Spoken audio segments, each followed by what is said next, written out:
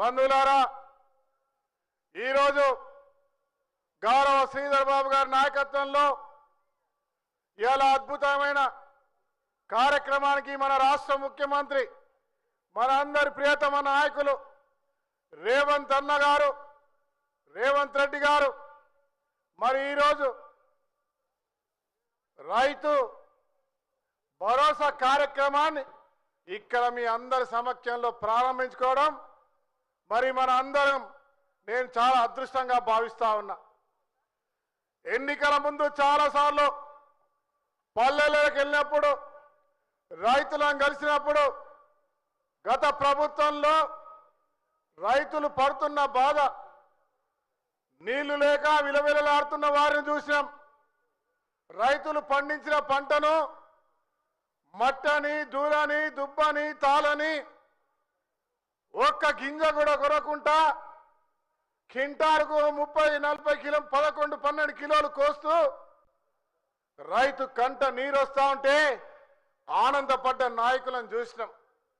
ఇలా ప్రభుత్వంలో ఉన్నప్పుడు, అధికారంలో లేనప్పుడు రైతుకు అండగా నిలబడి మరి రేవంత్ అన్న గారితో పాటు ఇక్కడున్న ప్రతి ఒక్క నాయకుడు ప్రభుత్వం వస్తుంది, తొందర పడకండి, మేమున్నాం, రైతు ముఖాన చిరునవ్వు చూడడమే మా ధ్యేయమని ఆ రోజు ఇచ్చిన మాటను మడమ తిప్పకుండా ఇలా గౌరవంగా ప్రతి రైతు ముఖాన చిరునవ్వు ఉండే విధంగా ప్రతి పంటను గింజ పోకుండా తాలు మన్ను దుబ్బనుకుంటా ఎంత పండిస్తే అంత పంటను కొంటూ ఇలా రైతును సుఖంగా సంతోషంగా ఉండే విధంగా ఈ ప్రభుత్వం ముందుకెళ్తా ఉంది.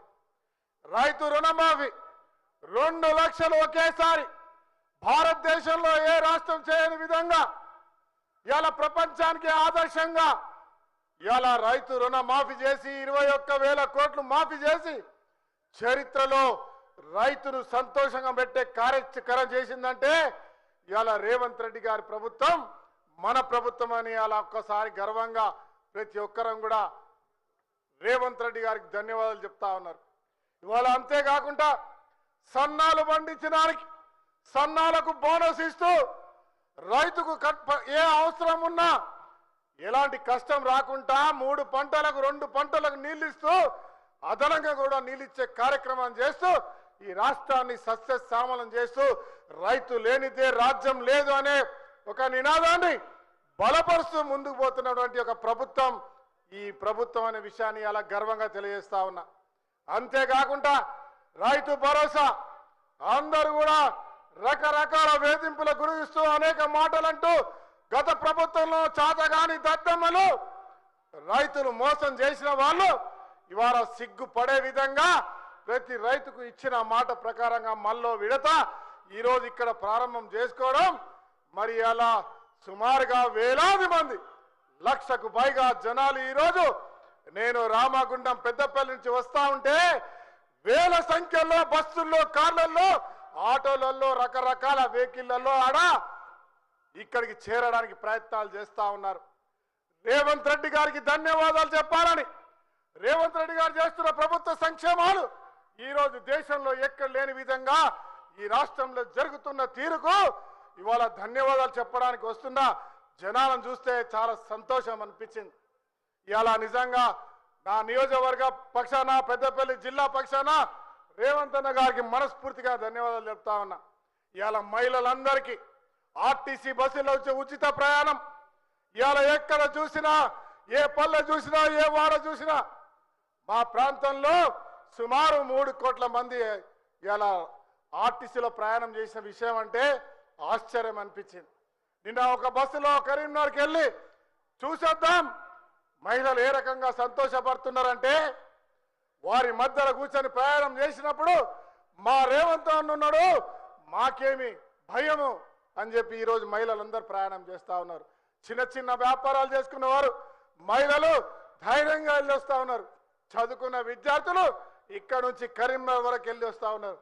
చాలా మంది మహిళలు అటు ఓదల, వేములవాడ, కొండగట్టుతో పాటు ఈ రాష్ట్రంలో ఉన్నటువంటి అనేక దేవాలయాలతో తిరుగుతూ ఇవాళ వాళ్ళు కోరుకున్న కోరికలు నెరవేర్చమని చెప్తూ రేవంత్ రెడ్డి గారి ప్రభుత్వం చల్లగా ఉండాలి, ఇవాళ మహిళా సాధికారికతకు ఇవాళ కోట్ల రూపాయలు బ్యాంకులో రుణాలు ఇప్పించి మమ్మల్ని కోటీశ్వరాలు చేస్తున్న ఈ ప్రభుత్వాన్ని ఆశీర్వదించాలి దేవుడా అని చెప్పి ఇవాళ మహిళలందరూ కూడా మెచ్చుకుంటా ఉన్నారు.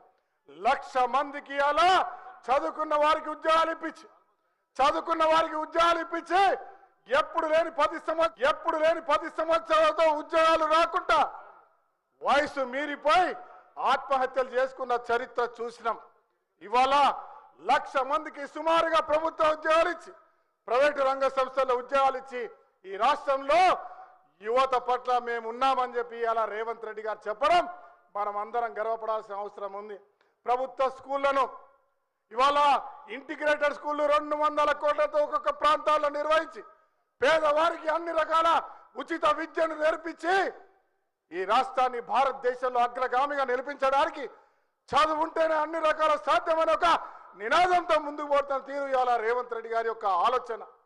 మరి దీంతో పాటు మరి అనేక సంక్షేమాలు, ప్రతి పేదవాడికి ఇందిరమ్మ ఇల్లు 3,500 ఇల్లు ఈ సంవత్సరం ఇస్తే సంవత్సరానికి అలా వెతికి పేదవాడికి ఇల్లు ఇచ్చే కార్యక్రమం చేసినాం. ఇవాళ పేదవాడు ఇల్లు కట్టుకొని సంతోషంగా నాకు ఇల్లు లేకుంటే రేవంత్ అన్న ఇచ్చిన గర్వంగా చెప్పుకుంటా ఉన్నారు.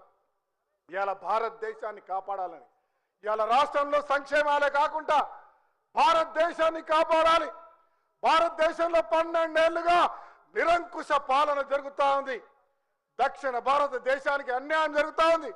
మనం రూపాయి కడితే పాలన కూడా ఇవ్వకుండా కేంద్ర ప్రభుత్వం మనల్ని అన్యాయం చేస్తూ ఉంది.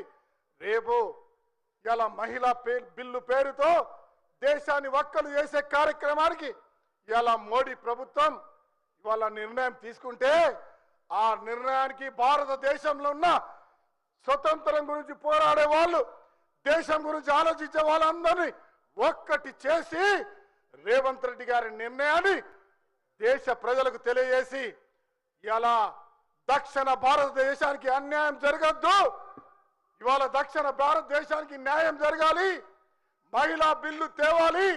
మహిళా బిల్లును తెచ్చింది కాంగ్రెస్ పార్టీ. మహిళా బిల్లుకు ప్రత్యేకంగా పార్లమెంట్ పెట్టండి. అదే మాదిరిగా డీలిమిటేషన్ లో దక్షిణ భారతదేశానికి సమాన హక్కును కల్పియండి అని చెప్పి ఇలా నినాదంతో రాహుల్ గాంధీ గారి నేతృత్వంలో ఇవాళ రేవంత్ రెడ్డి గారు మాట్లాడినటువంటి మాట దేశమంతా గలమెత్తుతా ఉంది.